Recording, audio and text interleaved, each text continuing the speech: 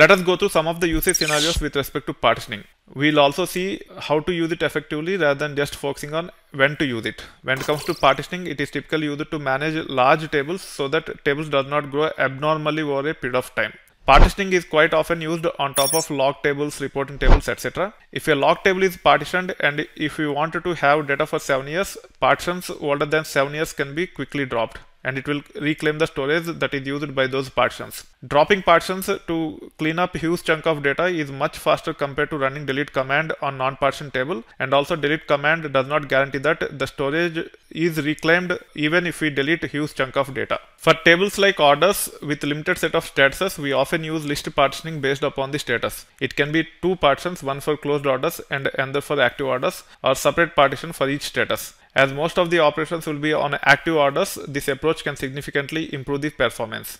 In case of log tables where we might want to retain data for several years, we tend to use range partition on date column. If we use list partition, then we might end up in duplication of data unnecessarily. For that reason, we typically prefer range partitioning over list partitioning when it comes to log tables where we want to retain data for several years. Let's load the magic command, and also let's create this environment variable called as database URL. Now when it comes to monthly partitioning using list, we need to have additional column to store the month to use list partition strategy. This is how it will look like.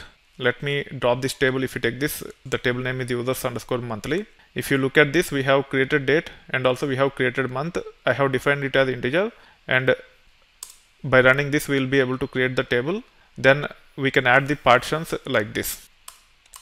Also you can see that created month is part of the primary key, because when we try to partition a table with the primary key, the partition key has to be a prime attribute, which means it has to be part of the primary key. That's why created month is included as part of the primary key. This is how you can actually create the monthly partitioning table using list partition strategy. However, you have created month which is derived from created date, which is redundant. By using range partitioning, we can avoid this. So let's understand how we can implement the same strategy using range. When it comes to monthly partition using range, partition strategy is defined on top of created date itself. No additional column is required. Let us drop the table users_monthly. You can see that there is no created month field here. However, as part of the primary key, we have to include this created date field, and then we have to say partition by range created date like this. Once you create the table, to add tables for the partitions, you just have to say for values from like this for each month. So this is the partition for 2016 January. This is the partition for 2016 February. This is how you should be able to implement using range partition strategy on top of log tables. This is quite effective for log tables. Beyond certain period, we can just drop the partitions and reclaim the storage.